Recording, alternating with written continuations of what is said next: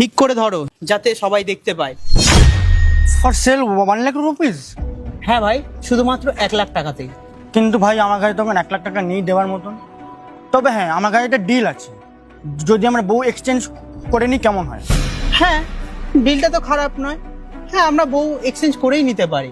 আচ্ছা ভাই, তোমাকে একটা কথা জিজ্ঞাসা করতে পারি? তুমি তোমার বউকে কেন বিক্রি করছো? আরে বিক্রি করছি তার কারণ হলো এ না আমার কোনো স্ট্যান্ডার্ডই নয়। এর মুখটা দেখো, এর ড্রেসিং সেন্স দেখো। একে না কোনো বন্ধুর পার্টিতে নিয়ে যেতে আমার না খুব লজ্জা করে। আর বাড়িতে থাকলে এত ঘিও রান্না করে, আর গা থেকে এত বিচ্ছিরি স্মেল বেরোয়, কি বলবো। ছাড়ো ভাই এসব কথা। আমার তো ভাই এরকম একটা হট সেক্সি বউ দরকার, যাকে আমি সব জায়গায় নিয়ে যেতে পারবো, আর যে আমার স্ট্যান্ডার্ডের সাথে ম্যাচ করে যাবে। তাই আমি ওকে যেখানে খুশি সেখানে নিয়ে যেতে পারবো। ভাই আমারও না এরকম একটা ঘরোয়া বউ দরকার ছিল, যে আমার যত্ন নেবে, আমাকে টাইমে খাবার বানিয়ে দেবে। আমি তো পেয়ে গেছি, এবার থেকে তাহলে আমি ওকে সামলাচ্ছি আর তুমি একে সামলাও। ঠিক আছে ভাই, এবার থেকে তুমি ওকে রাখো, আমার কোনো দরকার নেই ওকে আর। ওয়েট আ মিনিট, কি হচ্ছে এগুলো? এটা কি কোনো মাছি মার্কেট নাকি যে তোমরা এইভাবে আমাদেরকে এক্সচেঞ্জ করছো? আমরা এক একটা মানুষ, আর তোমরা এইভাবে মানুষদেরকে এক্সচেঞ্জ করতে পারো না। মাথা খারাপ হয়ে গেছে নাকি? মান সম্মান নেই? লজ্জা করছে না তোমাদের?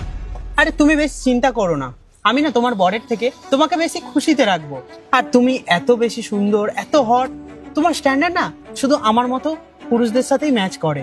আরে তুমি না চিন্তা করো না, তুমি অনেক খুশিতে থাকবে। আর আমার কাছে না অনেক টাকা রয়েছে। সো তুমি এদিকে চলে এসো, আর তুমি ওদিকে চলে যাও। যাও।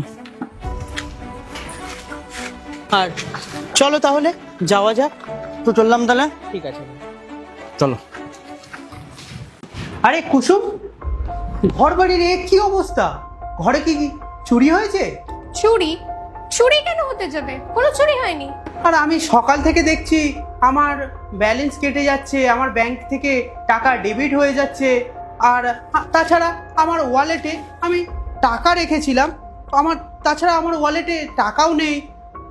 কিন্তু টাকাগুলো গেল কোথায়? আরে আমি একটু শপিং করেছি, সেই কারণে তোমার ফোনে নোটিফিকেশন আসছিল। তুমি তো জানোই তোমার বইয়ের আলমারিতে সব ওই পুরনো শাড়িগুলো রাখা ছিল, আর আমার পক্ষে ওইসব শাড়ি পরা একদমই পসিবল নয়। আর আমার কিছু কসমেটিক্সও লাগতো, আমার স্কিন কেয়ারের প্রোডাক্ট লাগতো, আমি সেইগুলোই অর্ডার করেছিলাম। আর তোমার ওয়ালেটের কথা বললে না, আরে তখন ডেলিভারি ম্যান এসেছিল, আমার কটা ড্রেস আসছিল, তো আমি বুঝতে পারছিলাম না কোথা দিয়ে পেমেন্ট করব। তোমার ওয়ালেটে দেখলাম টাকা আছে, ওটা দিয়ে পেমেন্ট করে দিলাম।